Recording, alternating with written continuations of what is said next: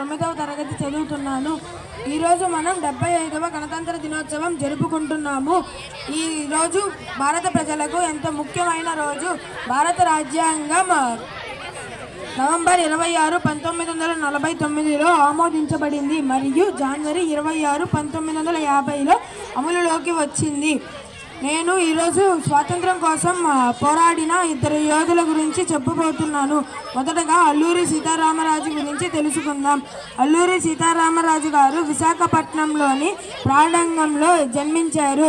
వీరు 1897లో జూలై 4న వెంకటరామరాజు మరియు సూర్యనారాయణమ్మకు దంపతులకు జన్మించారు.